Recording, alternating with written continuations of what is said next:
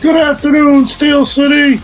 Welcome to the Yinzer Report on IE Sports Radio, your direct feed for all that is sports. Our 36th edition will be live from the original podcast room of the Black and Gold Paraphernalia. On today's show, we will never forget. I will have my 9/11 tribute memorial with my personal being at 9/11 in New York City in the aftermath of the attacks. I will also share a sports connection involving myself that later on became a historic and major sports league. Please, let's never forget, USA, USA, USA. The Pittsburgh Steelers are now 2-0 while only scoring one touchdown so far this season, but own a +5 turnover differential, which is tops in the NFL. What does this tell you? Defense, defense, defense. Oh yeah, the Steelers have that, but need to clean up the offensive line and penalties. Also from this game, I'll explain an advantage the Broncos possibly gave the Steelers early in the week that they probably had no clue would turn out to be an advantage for the Steelers. Hashtag here we go. Backyard brawl number 107. Boy, was it a backyard brawl. And it became an instant classic for NCAA football. The Pitt Panthers get the win. Their second straight comeback win behind freshman quarterback Eli Holstein, who wasn't even on the field for the winning touchdown. Twists and turns of this game between West Virginia and Pitt. An instant NCAA classic. I have the game dissected for you coming up. This backyard brawl was an intense and great one. I will start the show off right off the bat with our tremendous sponsors, Planet Beef Jerky, the jerky that's on another planet. Seal the Deal Wax Seal Wax Stamps. You bring the deal, we'll bring the seal. And of course, IE Sports Radio, your direct feed for all that is sports and why we are doing the Yinzer Report. Well, Steel City, please come join me on my 36th episode, 15th live of the Yinzer Report on IE Sports Radio, your direct feed for all that is sports. Let's go!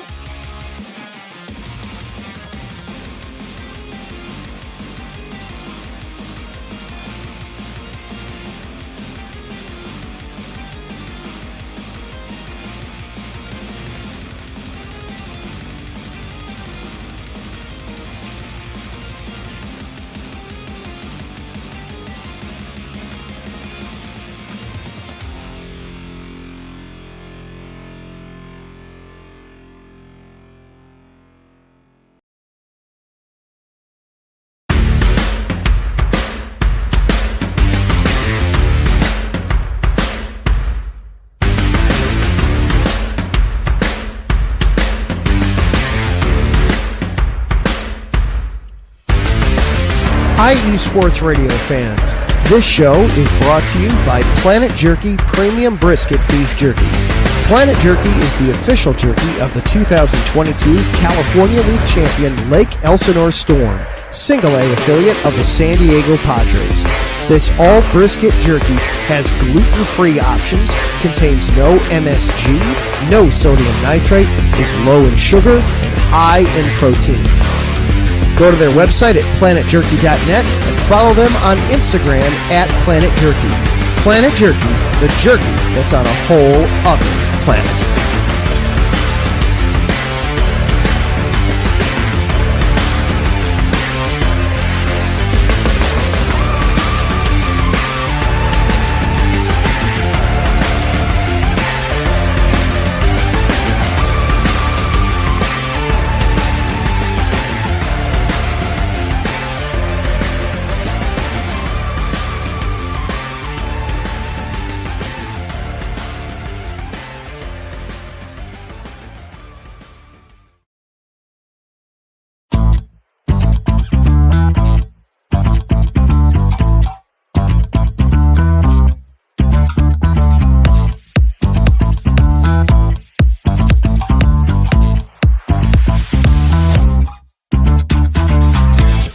Hey there, IE Sports Radio fans. Be sure to check out our sponsor, Seal the Deal Wax Seals by Cecilia B.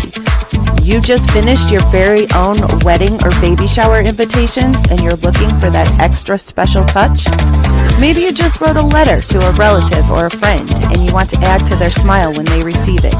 Then seal the deal with Cecilia's handmade sealing wax stamps for your invitations, letters, and gifts. You bring the deal, we'll bring the seal. You can find them on Instagram at sealthedeal_wax stamps and on Facebook, Seal the Deal Wax Seals.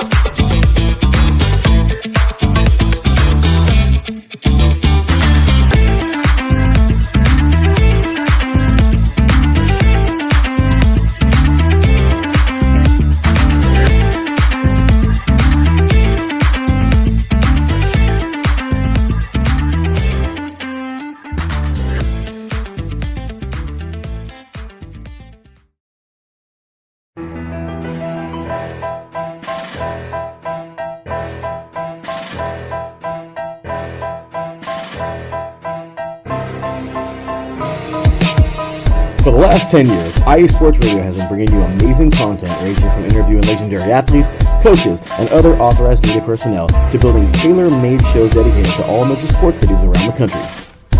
Make sure to follow us at IE Sports Radio on X, Instagram, Facebook, TikTok, and YouTube to keep up with the latest in sports and with all of our shows. Also, make sure to check out our daily updated website at iesportsradio.com. At iesportsradio.com, you can see our daily show schedule and check out all of our show pages with personal bios to learn a little bit more about each of our awesome hosts. In addition to our show pages, you can catch the iSports Radio blog, Hall of Fame, Fans of the Month page, and our merchandise shop, including t-shirts, tank tops, caps, long sleeves, hoodies, and more. For now over a decade here at IE Sports Radio, we've continued to be by the fans, for the fans, and we thank you all for your support and for making IE Sports Radio your direct feed for all that is sports.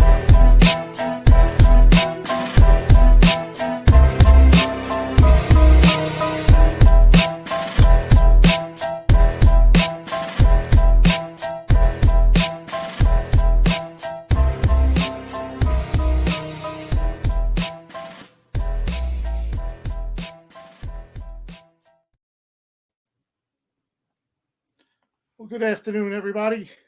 This is Ralph Calise, host of the Yinzer Report on IE Sports Radio, your direct feed for all that is sports. And today we're going to start the show a little different, as I just did. I played all the sponsors, great for IE Sports Radio. That is Planet Jerky Premium Beef Jerky, the jerky that's on another planet, and Seal the Deal Wax Stamps. You bring the deal, we'll bring the seal by Cecilia B. And, of course, IE Sports Radio, your direct feed for all that is sports.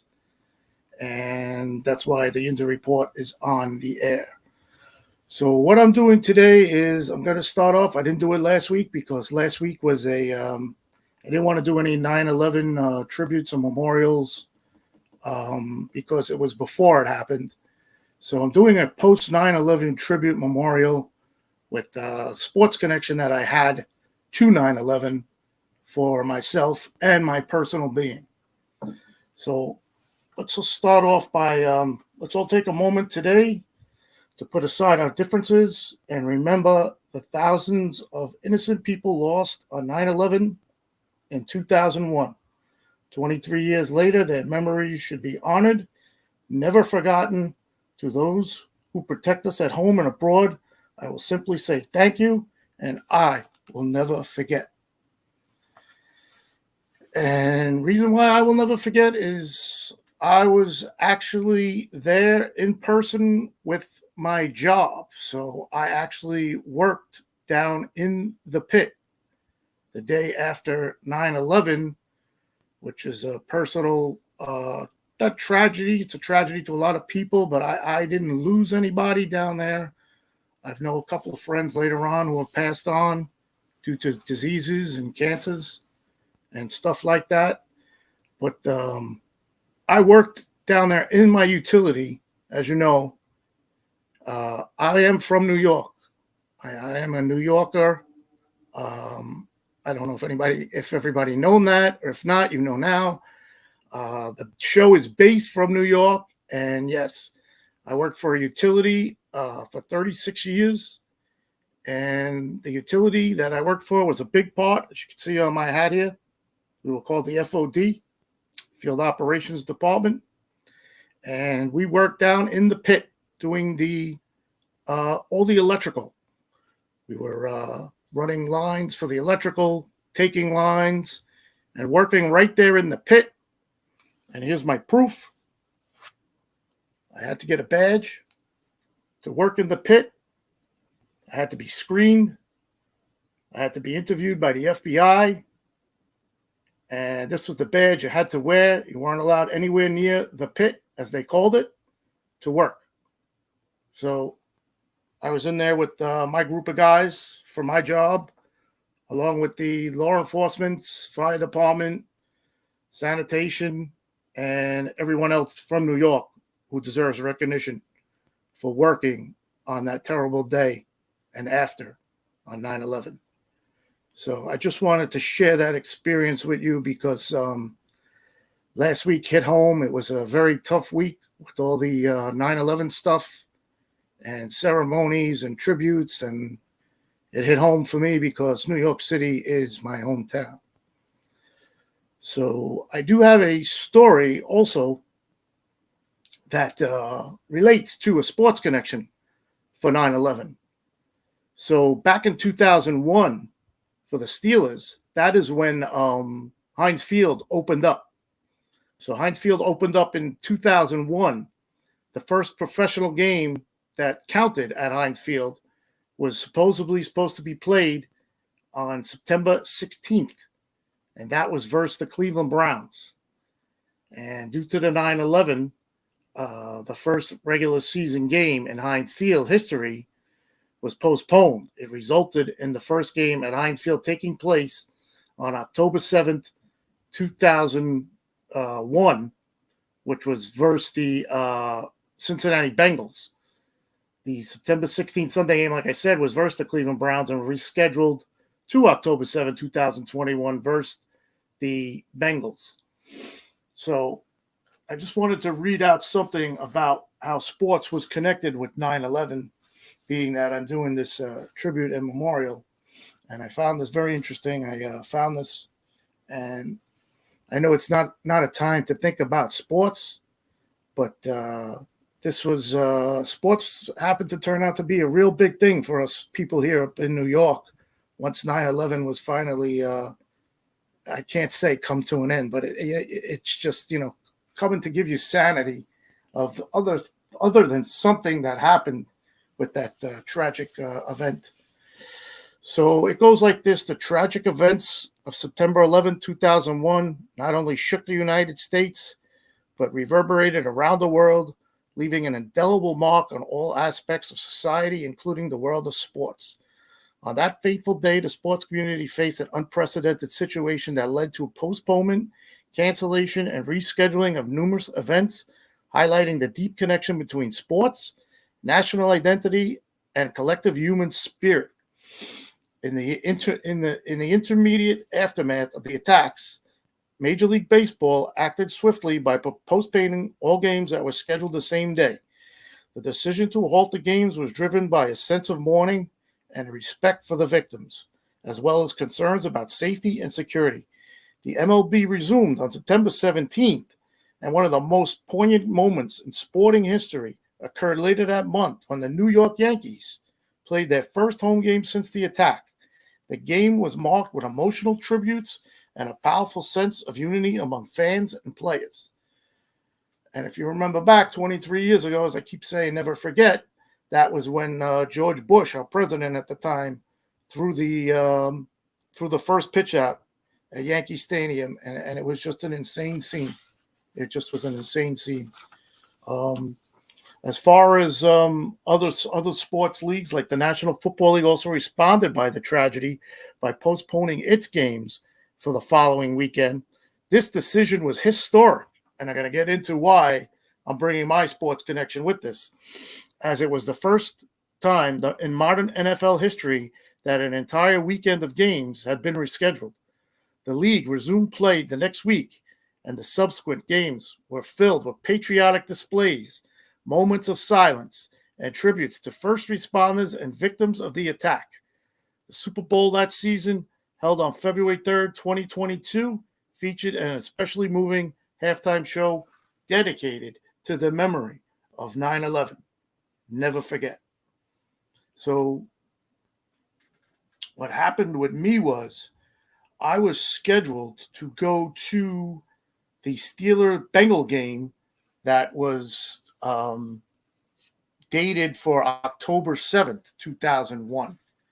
So what happened is being that they canceled the game the week of 9/11, which was the 16th of September, this game against the Bengals actually became the first ever game at Heinz Field.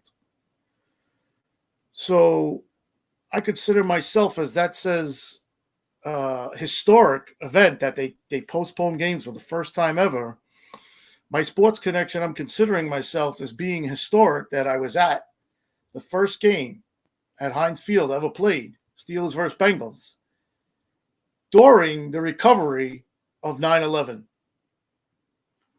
So I have, I went with my my best friend, Gregory Lapani, as you guys know him from back in training camp. We actually flew to Pittsburgh amongst the terrorist attack. I actually got on a plane, but I will say it's the last time I've gotten on a plane after the game to go to a Steeler game. I drive from New York and go down to Pittsburgh, whatever I got to do there. I don't fly no more to Pittsburgh, being because of what happened. Here is my plane ticket. This is the plane ticket, and an insane situation happened going down. And this is the God's honest truth. And I wouldn't lie about something like this. There was 8 people on the plane going to Pittsburgh with the crew, which was, of course, the pilot, co-pilot, and maybe 2 or 3 stewardesses. So there's the ticket again. We left from Newark Airport in Jersey to Pittsburgh, and then we flew back from Pittsburgh to Newark. The ticket is not even creased, ripped. Honestly, going down there, I don't even think they scanned the ticket. They just let us, they did all the security measures and everything, and they put us on the plane. And we were on the plane with 6 other people who were just flying to Pittsburgh. And believe it or not, they were in the same frame of mind as me and my friend. They were going to the game. They were going to the Steelers game. So who knew it would have been a historic event that we were on a plane going to Pittsburgh amongst tragic times for 9/11. But we did wind up going. Here is the game ticket. You guys know me. I'm a memorabilia buff. I save everything. And here's my, as I call it now, my historic ticket for my 9/11 sports connection. Perfect shape. Nothing was involved with it. And I was able to capture a couple of these guys. The Steelers 2000 schedule, the inaugural schedule for Heinz Field in Pittsburgh, PA. Heinz Field now, of course, it's called Acrisure Stadium. So, like I said, going down there on the plane, it was just 8 of us. And I've never interacted with people so much like I did going down there in Pittsburgh, to Pittsburgh. And it was just almost sad to be on that plane, just to go. And it was hard, like I said, it was heartfelt for me because I worked in it and I seen it. I seen the dead bodies. I seen where they were taking the dead bodies. I was right next, my post was right next to where the ambulance people were bringing the dead bodies in bags. That's how traumatic it was. And working in it, of course, is just a whole different breed. I mean, I don't want to get into it because it's going to get emotional. And you could just only imagine working in it, in the pit, seeing what's going on, smelling what's going on, and I'll leave it at that. But getting back to the getting back to the plane or the actual going down to Pittsburgh. So we went down there. Like I said, there was 8 people on the plane. We did our thing. We went to the game. A lot of tributes. A lot of people getting honored for their work. Don't forget, close to Pittsburgh is where the plane crashed, and those people are deemed heroes. And I think there was a tribute for each and every one of the people on that plane, and it was pretty sad. And another thing is that when I go to camp, as you guys know, I go to camp every year. We pass by that site every year where that plane crashed, and they have the memorial there for it. And we pass by it every year. So it's been 23 years ago that this happened. For 23 years, I've passed by that site, and it hits home. It hits home. It hits home there because I'm a Pittsburgh fan. It hits home because of, like I explained, what happened here. So getting back to the game of that weekend, we went. That was the first game at at Heinz Field, now called Acrisure Stadium, and the Steelers won the game 16-7. I believe at the time, quarterback was Cordell Stewart, and the head coach was Bill Cowher, and I don't know, just the names of the main players on the team are slipping my mind right now because I'm a little emotional about talking about the 9/11 thing. But coming back is what changed my life. Changed my life. Well, but not even working in it, knowing that what I was doing, but I had a life-changing event on the plane coming back. So here's the ticket. Like I said, now we're in Pittsburgh Airport, boarding the plane to come back, and 2 of the people that we went down with were actually on the plane going back to Newark, and the plane was packed. The plane was, I don't know if it was overpacked. It was just insane. The airport was insane coming back. And the 2 people that we went down there with at the time, we didn't know, but they told us when we were getting on the plane is that they were ex-Marines, and they were down in Pittsburgh to see. They were making people join the armed forces at the game, and they were getting sworn in. And these two guys that happened to be there knew the people that were getting sworn in. So they actually went for that and the game. And they were coming back. They lived in Jersey, and Steeler fans too. And we got to talking to them in the airport. There was no place to sit. You just had to wait till they called you to get on the plane. And the younger gentleman of the 2 comes up to me and my friend and said, "Hey, how's you guys doing?" And we said, "Yeah, everything is good. Of course, a little nervous about getting on the plane and all that." And this is where it hits home. Now, this is an ex-Marine, and the guy says to me, "Don't worry, everything is going to be all right." He says, "Where's your seats?" So I told him, "We're sitting in the front, like maybe 7 rows, 8 rows back." He says, "You're sitting together?" I says, "Yeah, we're sitting together." So now the older gentleman chimes in and he says, "Well, don't worry about nothing." He says, "We're in the back. So you guys watch the front and we'll watch the back, and we're getting our tails back to Jersey on this plane." And if I tell you, my heart just dropped right there in the airport. I was just overcome with emotion. I think I cried on the plane for about 10 minutes, in my sweatshirt, and I was just scared to death shouldn't use that word, but I was scared to be Jesus to get on that plane and come home. And thank God everything worked out right. And never forget, FOD, that's my company in New York. That's where I retired from. And I just wanted to share that with you because, it was 9/11 week. And like I said, I've been seeing a lot of ceremonies, a lot of tributes. And I figured I'd do my own, put myself personally out there for you guys because you guys know how I love this. I love I love the Yinzer report and getting a little choked up. 9/11. Never forget. Yours truly was there. Thank God I'm all right. All right. So, on that note, let's check the chat. I see the chat is... All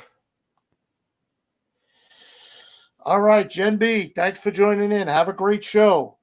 Martine Sandoval, Yeet, have a great show. Thank you, guys. Thanks for joining. Marcus Los, great. Salute. Terran Rodriguez, thanks for joining in. I kind of have that fear of flying, too. Terran Rodriguez, bring back Heinz Field. Oh, God, I call Acrisure Stadium Heinz Field every time they play, Terran.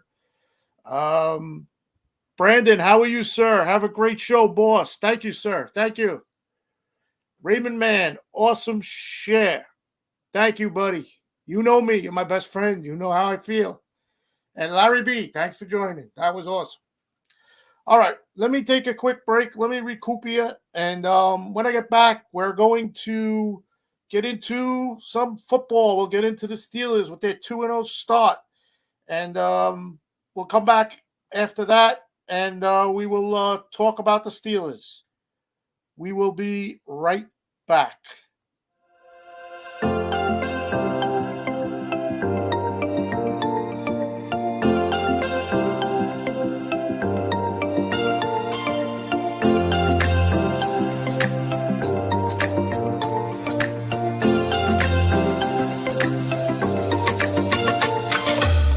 Are you a fan of Buffalo sports? Are you thinking of changing loyalties and becoming a Buffalo sports fan? Do you even know where Buffalo is on the map? Did you know Canada is closer to Buffalo than New York City? Welcome to the Buffalo Huddle, every Tuesday night at 7 p.m. Eastern Standard Time and 4 p.m. Pacific Coast Time on IE Sports Radio, your direct feed for all that is sports. I'm your host, Patty Bax. This is a podcast designed for you, the passionate sports fan. I know you love your sports. Who doesn't? I cover Buffalo sports and so much more by bringing in the human elements. I call it Buffalo Sports with a Twist. Join me as we take a journey into the world of Buffalo sports. I guarantee you'll fall in love with Buffalo just like I did. Each week we start with an inspiration, question of the day, a Buffalo fun fact, and our weekly challenge to you, the listener. Come huddle up with me every Tuesday at 7 p.m. Eastern Standard Time and 4 p.m. Pacific Coast Time for the Buffalo Huddle with Patty Bax on IE Sports Radio, your direct feed for all that is sports. As we say in Buffalo, go Bills!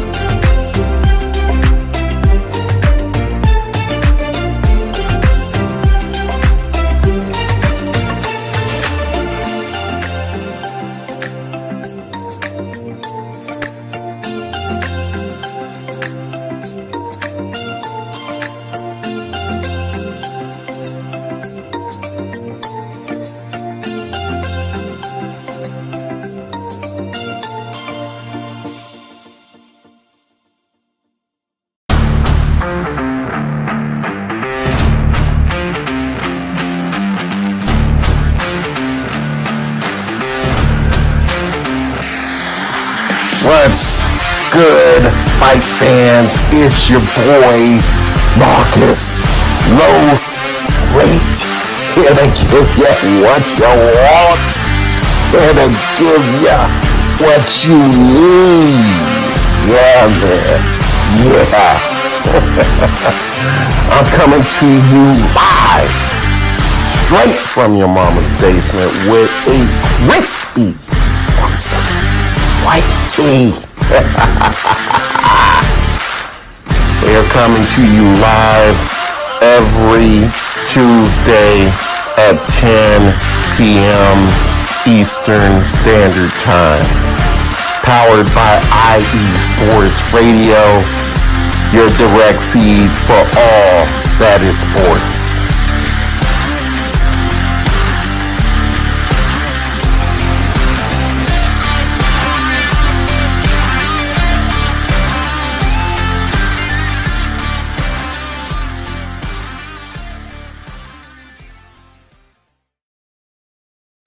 All right, welcome back. Here I am, back on the Yinzer Report. All right, let's talk some Steelers football.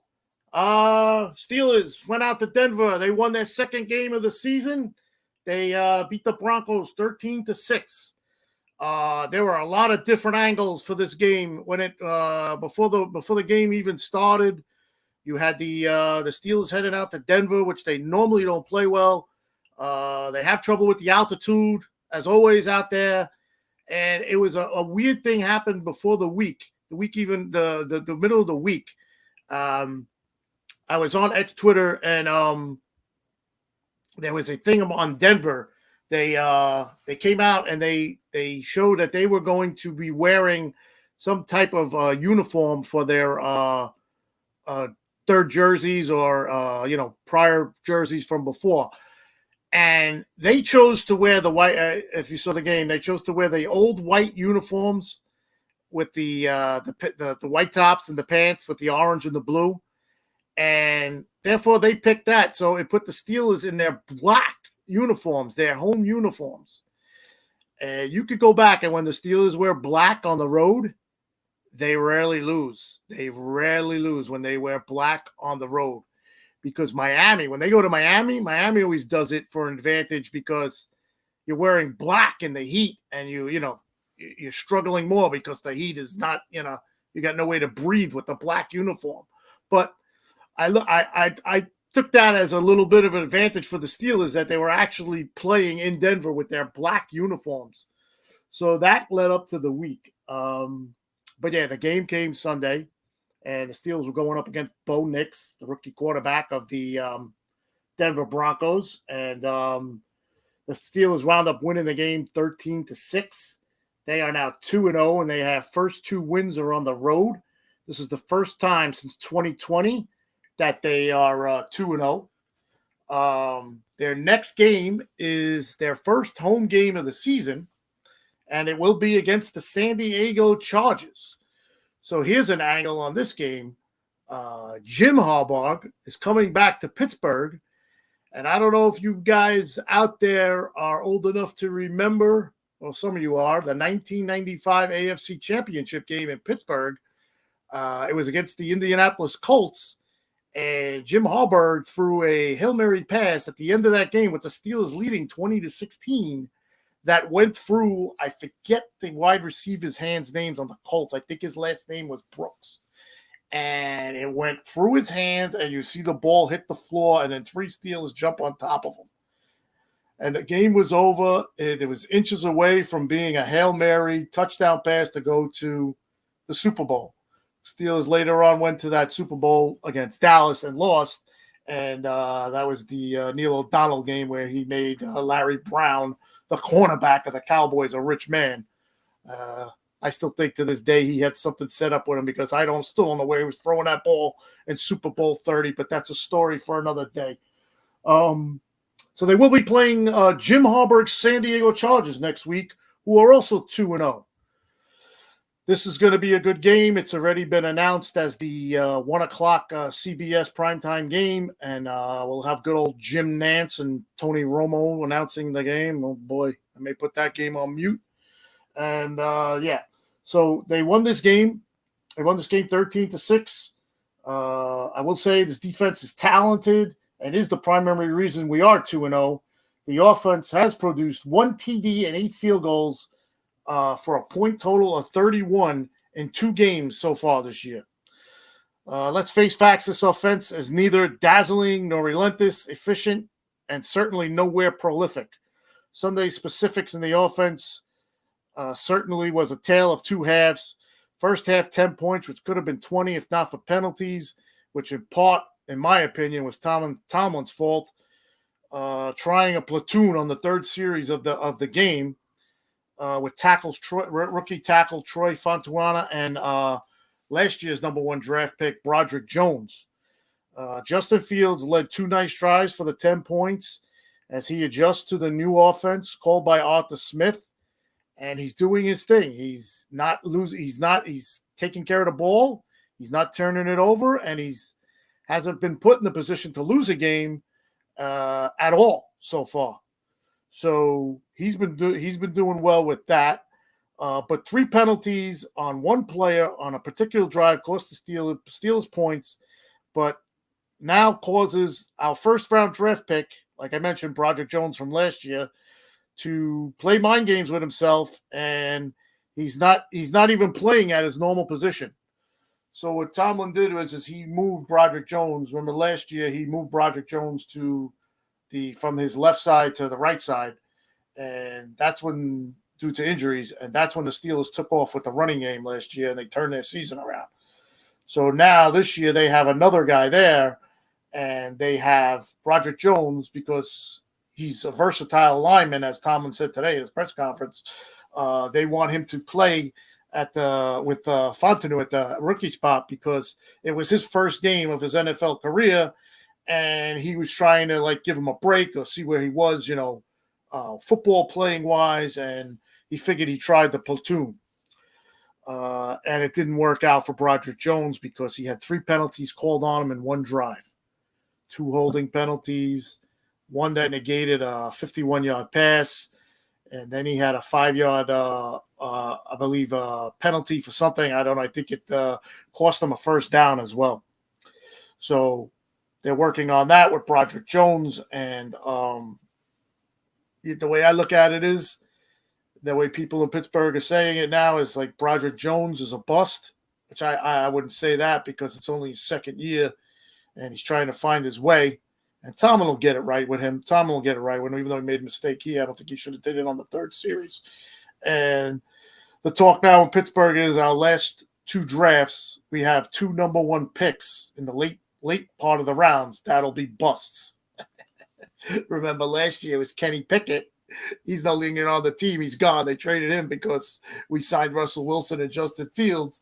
And now you got Broderick Jones, who was the first-round pick last year, and now he's having problems.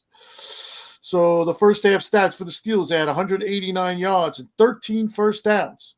The second half, they had 62 yards and 3 first downs.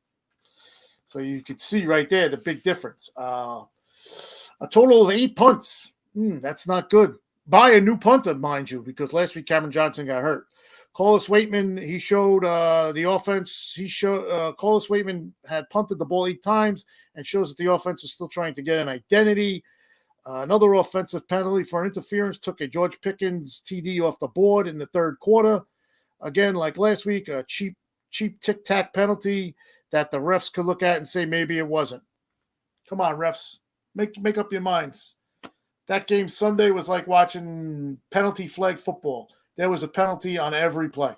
But the defense was there. It was there to confuse and befuddle rookie Bo Nix and further frustrate head coach Sean Payton.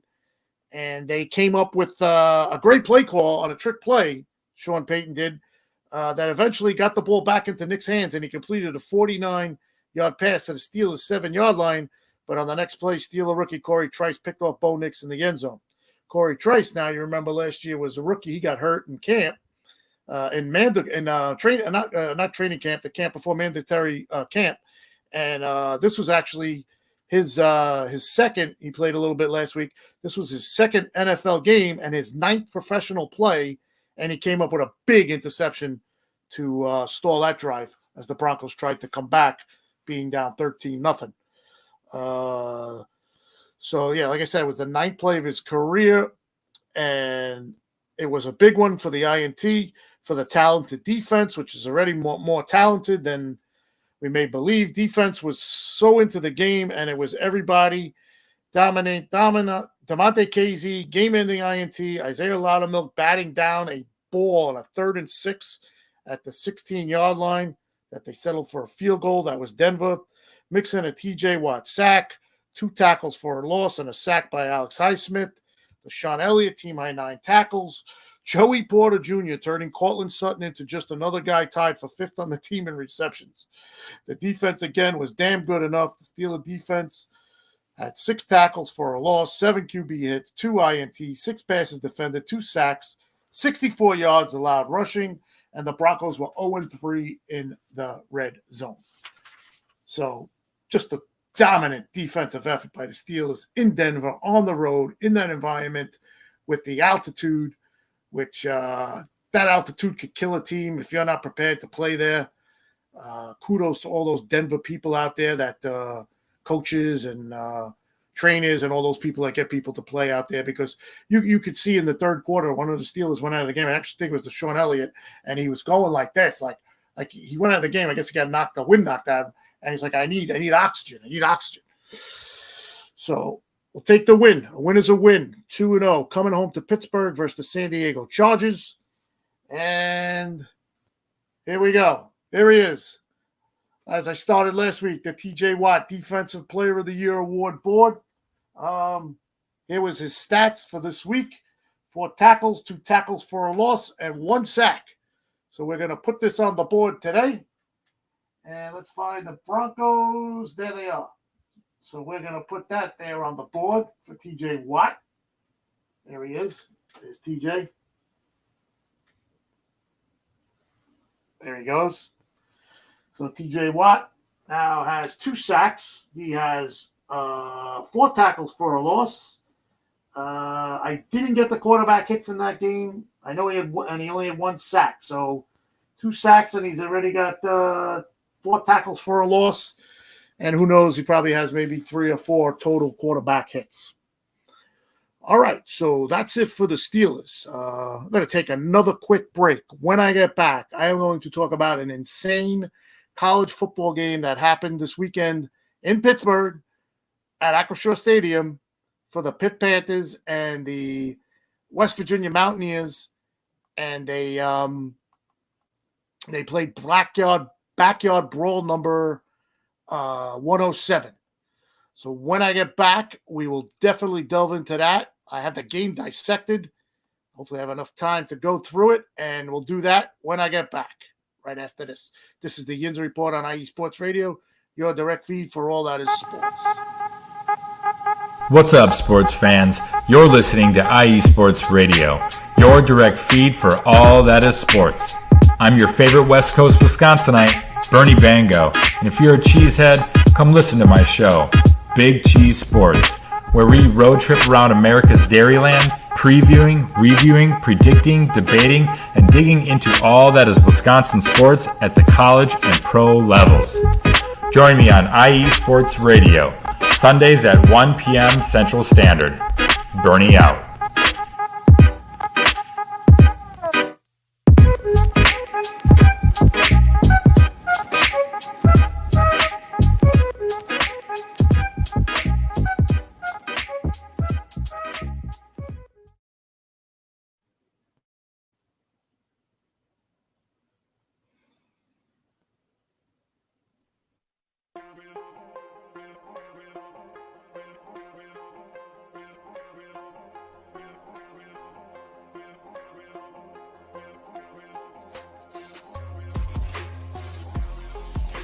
Hello, ladies and sinners. Hello, sports fans around the world. Hello, IE Sports family.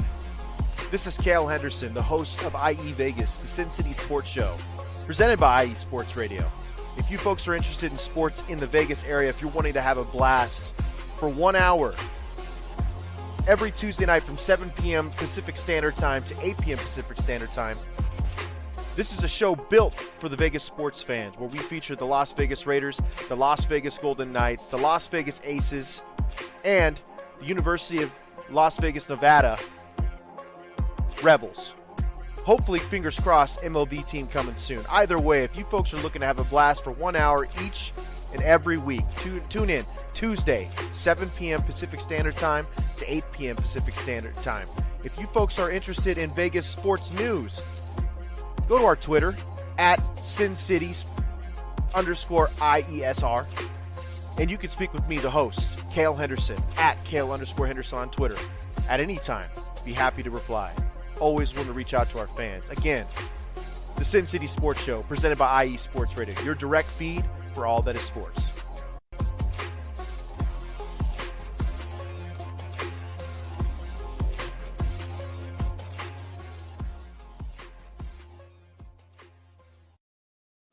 All right, welcome back.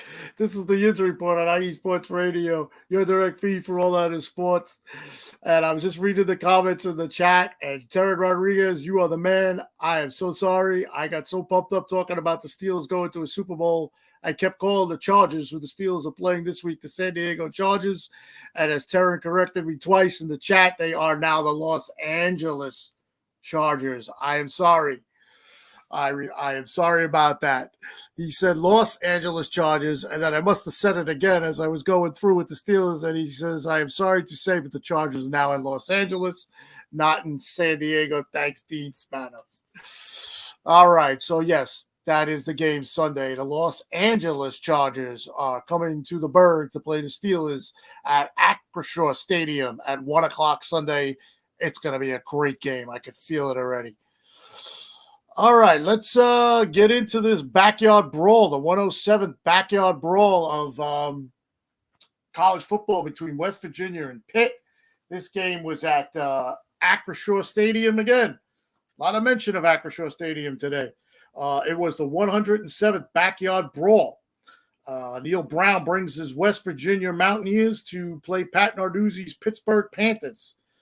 I watched the whole game, and I just was writing constantly through the whole game.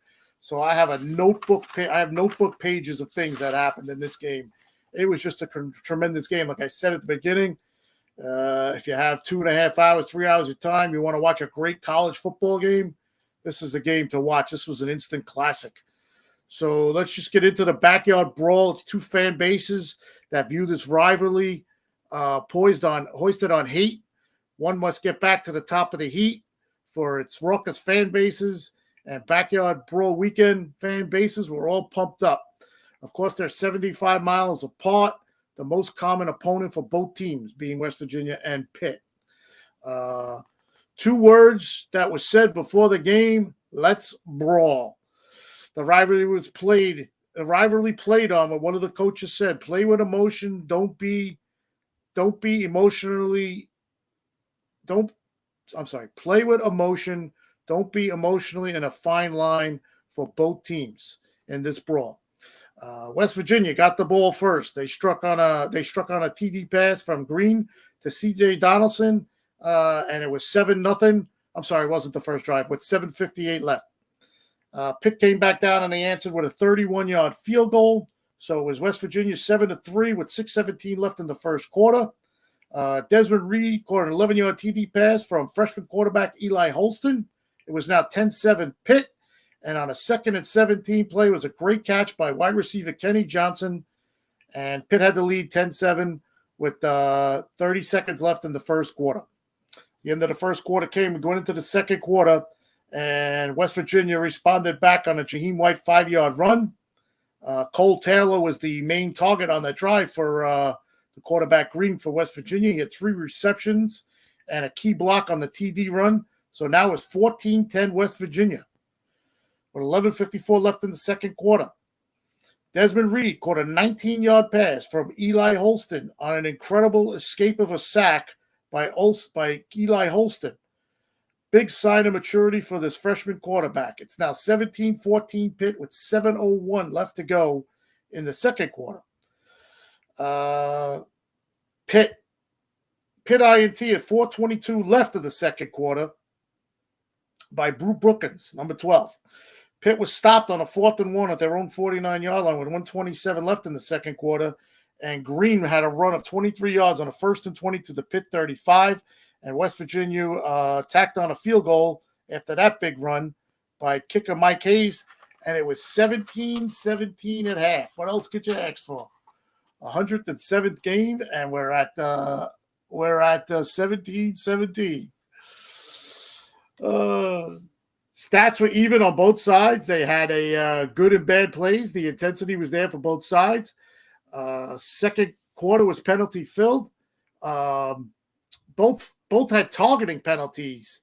Never seen that before. Both had targeting plays, one on each side, and neither player got thrown out of the game.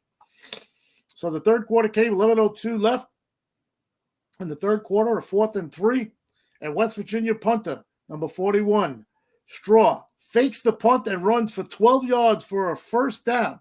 the insane part of this game is now starting to begin. 3 plays later, right there where West Virginia, the fourth, setting up to punt, the Pitt Panthers blocked the punt by Maverick Braccio, picked it up, and ran it in for a 24-17 lead for Pitt. West Virginia responded right back with a C.J. Donaldson 44-yard TD run. Jordan Gray had a 44-yard catch on a 3rd and 9. So now with 4:54 left in the third quarter, it was 24-24. Chippiness was rearing its ugly head as Pitt hits Green out of bounds. Words exchanged by Green and the Pitt bench. End of the third quarter, 4th and 5 for West Virginia. It's still 24-24.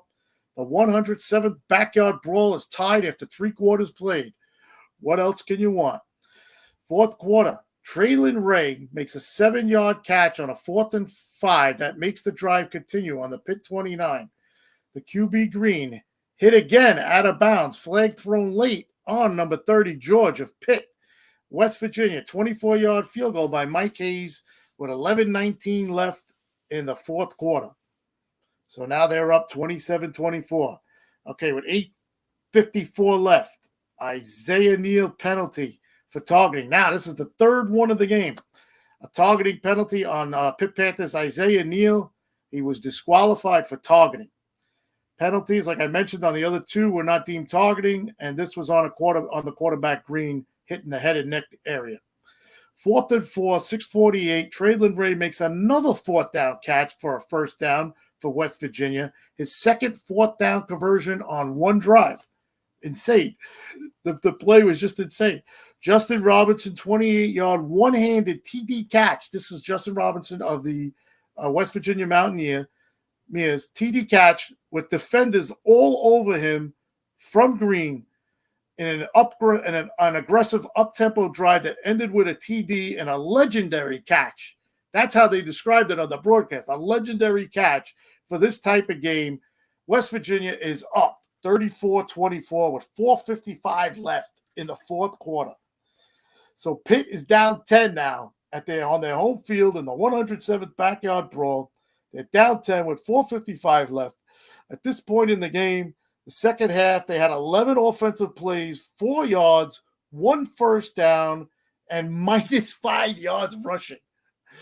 Okay, this is the whole second half. We're playing the last 4 minutes and 45 seconds.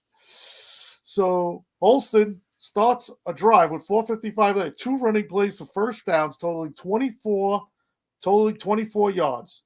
3:54 left. Chippiness continues. 15-yard roughing penalty called on West Virginia now. So it's the fourth quarter, 1st and 30. 1st and 30 now. Okay, Pitt wound up taking 2 penalties with 3:15 left, back to back. 1st and 30, and now it went to 2nd and 30. So 2nd and 30, Eli Holston threw a 40-yard TD touchdown pass to Deshaun Reynolds.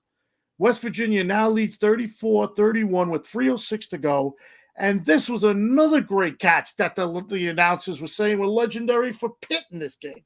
So you had a legendary touchdown catch, according to the announcers, for West Virginia to take the lead. And now you have one for Pitt that was brought them 3 points closer.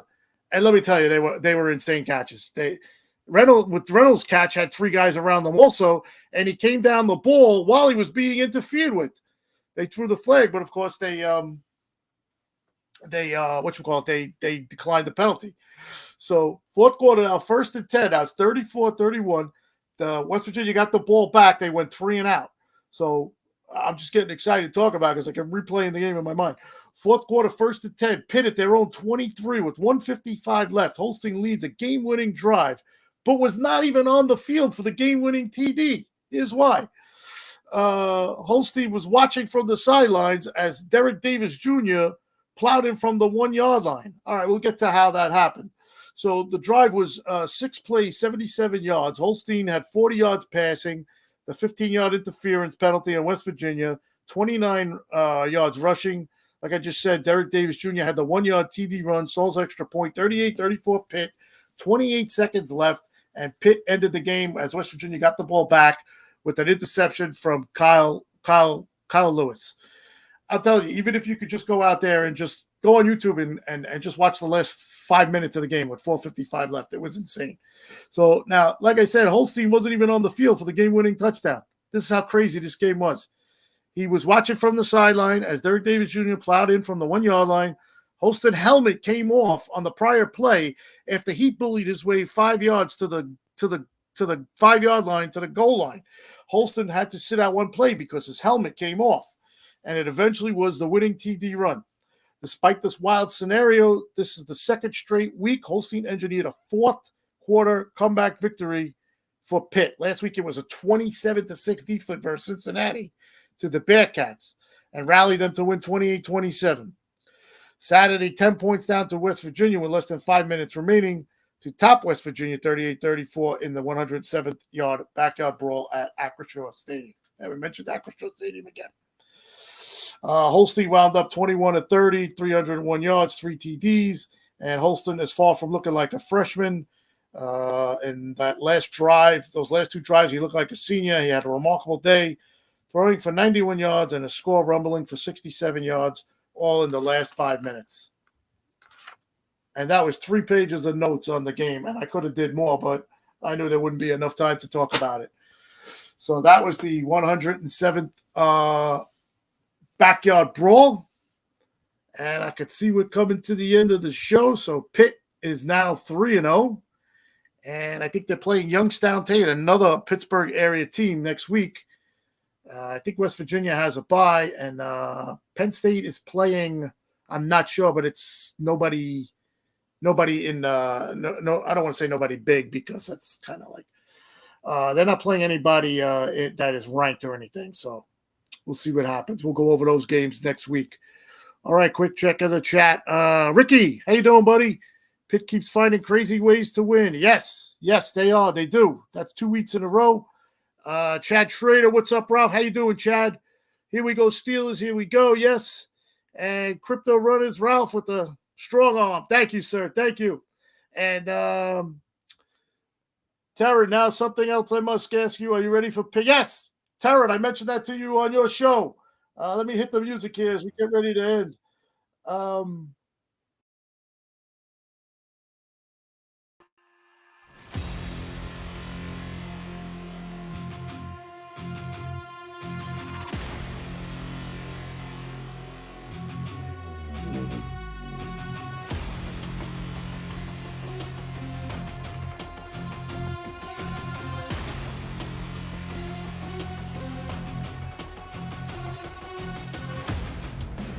So, Larry B, my man, Larry B, thanks for having me on your show earlier today. 3 and Out. That show's so special, meaning to my heart. You know that, buddy. Thank you, sir. So, that is the show for today. Guys, theme of the show today, never forget, guys. Never forget 9/11. I was there. I lived it. I experienced it. Thank God I'm okay.